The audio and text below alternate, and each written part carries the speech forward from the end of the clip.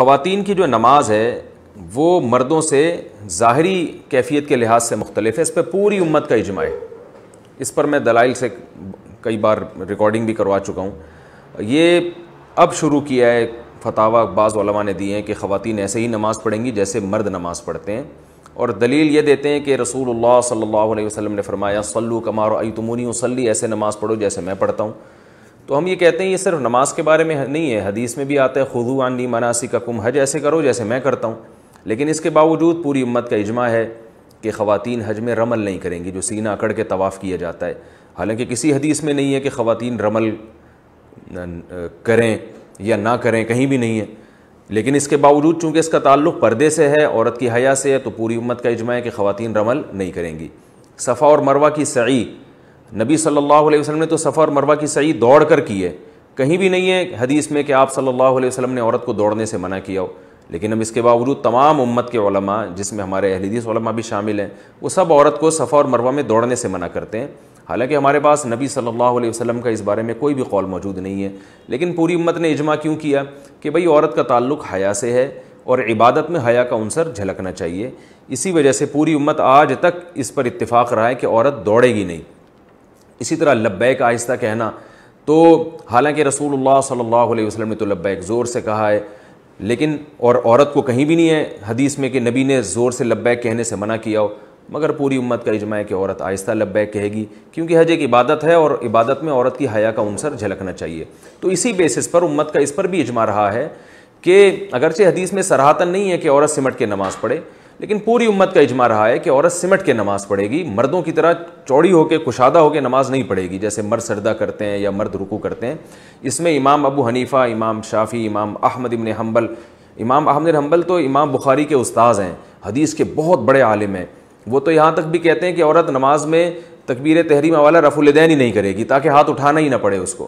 تو اور امام شافعی سے بھی یہی منقول ہے کہ سمٹ کے نماز پڑھے گی. تو چاروں ائمہ سے منقول ہے، تابعین، تبع تابعین، اور آج تک امت کا اس پر اجماع چلا آ رہا ہے. تو اب اگر کوئی اس میں حدیث کا مطالبہ ہم سے کرتا ہے کہ حدیث میں دکھاؤ کہ کہاں لکھا ہے کہ عورت سمٹ کے نماز پڑھے گی، تو اس سے فوراً آپ مطالبہ کریں کہ حدیث میں یہ کہاں لکھا ہے کہ عورت آہستہ لبیک کہے گی، عورت صفا اور مروہ کی سعی جو ہے وہ دوڑے گی نہیں اس میں بلکہ چل کے کرے گی، اور عورت رمل نہیں کرے گی، سینہ کھڑا کے پہلے 3 چکر نہیں لگائے گی طواف کے. تو جیسے وہاں حدیث نہیں ہے امت کا اجماع ہے، تو ایسے یہاں بھی حدیث نہیں ہے امت کا اجماع ہے. یعنی حدیث سے میری مراد قول رسول صلی اللہ علیہ وسلم. ہاں صحابہ تابعین کے آثار ہیں، وہ جو ہے وہ تو موجود ہیں ہمارے پاس. امام بخاری رحمہ اللہ نے صرف اسلاف میں صرف ایک خاتون کا تذکرہ کیا ہے کہ وہ مردوں کی طرح نماز پڑھا کرتی تھیں. تو اس سے صاف پتہ چلتا ہے کہ امام بخاری نے اسلاف کے جس دور کا تذکرہ کیا اس میں مردوں اور عورتوں کی نماز میں فرق مشہور تھا. تبھی تو امام بخاری کہہ رہے ہیں کہ فلاں خاتون مردوں کی طرح پڑھ رہی ہیں. تو پتہ چلا کہ اسلاف کے دور میں مردوں کی طرح نماز الگ تھی، عورتوں کی طرح الگ تھی. تو اس سے صاف پتہ چلتا ہے کہ ان عورت کے علاوہ جتنی عورتیں تھیں اسلاف میں، صحابہ اور تابعیہ، وہ ساری عورتوں کی طرح نماز پڑھ رہی تھیں. تو اس لیے امام بخاری نے صرف ایک خاتون کا تذکرہ کیا ہے، تو باقی تمام ان کے اپوزٹ چل رہی تھی اور وہ عورتوں کی طرح سمٹ کے نماز پڑھ رہی تھی. یہ وہ دلائل ہیں جن کا انتہائی احترام کے ساتھ اہل حدیث علماء کے انتہائی احترام کے ساتھ یہ وہ دلائل ہیں جن کا ہمیں اس جواب نہیں ملتا.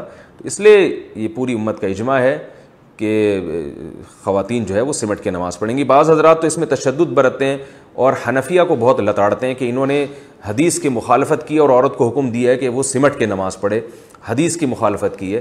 لیکن عجیب بات ہے کہ یہی حضرات امام احمد بن حنبل پہ کیوں اعتراض نہیں کرتے، یہ حضرات امام شافعی پہ کیوں اعتراض نہیں کرتے. امام احمد بن حنبل اور امام شافعی تو یہ حدیث اپنی مسند میں لے کر آئے ہیں کہ صلو کما رأیتمونی اصلی، ایسے نماز پڑھو جیسے میں پڑھتا ہوں. اس کے باوجود اس کے خلاف فتویٰ دے رہے ہیں، اس لیے کہ انہوں نے اپنے زمانے میں دیکھا ہے، پوری امت کو ایک تواتر سے ایک عمل کرتے ہوئے دیکھا ہے. اور رسول اللہ صلی اللہ علیہ وسلم کی صحیح حدیث ہے لا تجتمع امتی علی ضلالہ، میری امت گمراہی پہ جمع نہیں ہوگی. یہاں تک کہ جو اہل حدیث حضرات ہندوستان میں 150 سال پرانے جو فتاویٰ ہمیں ملتے ہیں اس میں اہل حدیث کی کتابوں میں بھی یہی لکھا ہوا ہے کہ عورتیں سمٹ کے نماز پڑھیں گی. تو یہ اس دور میں میں سمجھتا ہوں کہ ایک نیا فتویٰ ہے جو چل پڑا. غلطی ہر انسان سے ہوتی ہے، لیکن ہمیں امت کے جو اجماعی مسائل ہیں ان میں انحراف نہیں کرنا چاہیے. اور خود حدیث سے بھی ثابت ہے کہ پردے کے معاملے میں عورت کا حکم مرد سے مختلف ہے. جیسے کہ رسول اللہ صلی اللہ علیہ وسلم نے ارشاد فرمایا عورت کی گھر کی نماز مسجد کی نماز سے بہتر ہے. کیوں؟ گھر میں پردہ زیادہ ہے. نبی صلی اللہ علیہ وسلم نے یہ بھی ارشاد فرمایا کہ عورت کے اندر گھر کے کمرے کی نماز صحن کی نماز سے بہتر ہے، حالانکہ وہاں کوئی دیکھنے والا نہیں ہے، کوئی نامحرم تھوڑی ہے، عورت کا اپنا گھر ہے۔ میں اس لیے کہہ رہا ہوں کہ بعض علماء یہ کہتے ہیں کہ بھائی اگر اکیلے میں عورت نماز پڑھ رہی ہے تو پھر بھی اس کو سمٹ کے نماز پڑھنے کا حکم کیوں دیا جاتا ہے، حالانکہ وہاں تو دیکھنے والا کوئی نہیں ہے۔ تو ہم یہی بات کہتے ہیں کہ عورت کے گھر میں کوئی نامحرم نہیں ہے، پھر بھی حدیث میں آتا ہے کہ صحن سے کمرے میں نماز پڑھنا اس کے لیے زیادہ بہتر ہے۔ تو اس سے صاف پتہ چلتا ہے کہ عورت کی نماز میں حیا کا عنصر جھلکنا چاہیے اور یہ ظاہر ہونا چاہیے کہ یہ عورت ہے۔ حدیث میں یہ بھی آتا ہے، آپ صلی اللہ علیہ وسلم نے فرمایا التسبیح للرجال والتصفیق للنساء، امام سے اگر نماز میں غلطی ہو جائے تو مرد اللہ اکبر یا مرد سبحان اللہ کہہ کے غلطی پہ تنبیہ کرے گا، لیکن عورت کو آواز نکالنے کی اجازت نہیں ہے۔ حالانکہ نارملی عورت کی آواز کا پردہ نہیں ہے، وہ ضرورت کے وقت بول سکتی ہے، لیکن نماز میں اس کو بولنے پر بھی پابندی لگا دی کہ وہ دائیں ہاتھ بائیں ہاتھ کی ہتھیلی پر رکھ کر ایسے تالی مارے گی جس سے امام کو پتہ چلے گا کہ وہ غلطی کر رہا ہے۔ تو پتہ چلا نماز کے باہر کے احکام الگ ہیں، نماز کے اندر کے احکام الگ ہیں۔ اسی طرح اور بھی ہمیں اس بارے میں روایات ملتی ہیں۔ حضرت عائشہ رضی اللہ تعالی عنہا نے جب عورتوں کی امامت کی تو بالکل صف کے بیچ میں کھڑے ہو کر نماز پڑھائی ہے، حالانکہ امام تو آگے کھڑا ہوتا ہے، عورت کی امام جو ہے نا وہ تو آگے کھڑا ہوتا ہے، لیکن حضرت عائشہ بیچ میں کھڑی ہوئی ہیں تاکہ امام جو ہے وہ ظاہر نہ ہو۔ تو یہاں دیکھیں کس قدر حیا کا خیال رکھا ہے کہ نماز میں عورت کا عورت پن جھلکنا چاہیے۔ اسی طرح ہم دیکھتے ہیں کہ نماز میں عورت مردوں کی امامت نہیں کر سکتی، آگے نہیں کھڑی ہو سکتی۔ بیٹا ماں کو نماز پڑھا سکتا ہے، ماں بیٹے کو نماز نہیں پڑھا سکتی، حالانکہ ماں کا درجہ تو بیٹے سے زیادہ ہے، اس کے باوجود ماں جو ہے وہ نماز میں پیچھے کھڑی ہوگی، بیٹا آگے کھڑے ہوگا۔ تو اس میں اللہ تعالیٰ نے جو ہے نا ایک نماز میں مرد اور عورت میں ایک بڑا فرق رکھا ہے کہ ان کا فرق، یہ فرق نماز کے اندر جھلکنا چاہیے۔ تو یہ وہ تمام احادیث ہیں اور روایات ہیں جن سے فقہاء نے، تمام فقہاء نے استدلال کیا ہے کہ بھئی اس سے صاف پتہ چلتا ہے کہ عورت اور مرد کی نماز کی جو ظاہری کیفیت ہے اس میں بہت زیادہ فرق ہے، وہ فرق جھلکنا چاہیے نماز کے اندر، اور یہ تواتر سے اجماعی مسئلہ چلا آ رہا ہے۔ تو اب لوگ حدیث کا مطالبہ کرتے ہیں، تو جو مطالبہ کریں آپ ان سے مطالبہ کر لیں کہ صفا اور مروہ میں جو ہے عورت دوڑے گی نہیں، حدیث دکھاؤ کہاں ہے۔ تو امت کے اجماعی مسائل اس طرح سے توڑ موڑ کر حدیث کا لیول لگا کے اگر ہم نے تبدیل کرنا شروع کر دیے تو ہمارے تو دین کا بیڑا غرق ہو جائے گا بالکل۔ تو اس لیے انہی فقہاء پر اعتماد کرنا چاہیے جو ہم سے پہلے محقق گزر چکے ہیں۔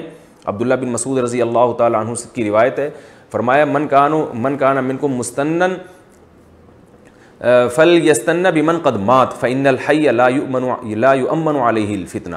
عبداللہ بن مسعود رضی اللہ تعالیٰ عنہ فرماتے ہیں کہ جو تم میں اقتدا کرنا چاہتا ہے تو آج کے دور کے جو یوٹیوبرز ہیں اور آج کے دور کے جو محققین ہیں ان کی اتباع نہ کرے، بلکہ جو دنیا سے جا چکے ہیں ان کو فالو کریں، کیونکہ حی پر فتنے کا اندیشہ زیادہ ہے۔ جو زندہ لوگ ہیں ان کے بارے میں ڈر ہے کہ یہ دنیا پرستی میں یا اپنی دکان چمکانے کے لیے لیبل یہ لگا رہے ہیں کہ ہم دوسروں کی دکانیں بند کر رہے ہیں، مگر ان کا مقصد ایسا نہ ہو کہ اپنی دکان چلانا چاہ رہے ہوں۔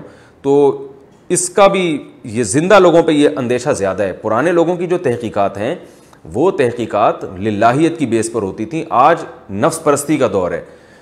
تو اس لیے میں پھر بھی ان اہل حدیث علماء پر ہرگز طنز نہیں کر رہا کہ جو اور کہتے ہیں کہ عورتیں جو ہیں مردوں کی طرح نماز پڑھیں گی، میں ان کی نیت پہ شبہ نہیں کر رہا، لیکن میں یہ کہہ رہا ہوں کہ بعض لوگ ایسے بھی ہو سکتے ہیں کہ جن کا مقصد اپنی دکان چلانا ہو اور وہ قرآن و سنت کا لیبل لگا رہے ہوں، باقی سب ایسے نہیں ہوتے۔ بعض لوگ کی تحقیق یہ ہوتی ہے، وہ سمجھتے ہیں کہ قرآن و سنت کی روشنی میں یہی برحق ہے، تو ہم یہ سمجھتے ہیں کہ جن کی یہ تحقیق ہے اور وہ اللہ کے خوف سے اور اللہ اس کے سامنے جواب دہی یعنی ان کے سامنے ہے، اس کے باوجود انہوں نے یہ فتویٰ دیا، تو پھر ہم سمجھتے ہیں ان سے یہ اجتہادی غلطی ہوئی ہے، اور اجتہادی غلطی پر بھی اللہ تعالیٰ نے اجر رکھا ہے۔ لیکن ہم عوام کو یہی کہتے ہیں کہ جو مجتہدین پہلے گزر چکے ہیں، ابو حنیفہ، مالک، شافعی اور احمد بن حنبل، جن کو پوری امت محقق مانتی ہے، ان کی ریسرچ کو آپ فالو کریں، یہ آپ کے لیے زیادہ بہتر ہے۔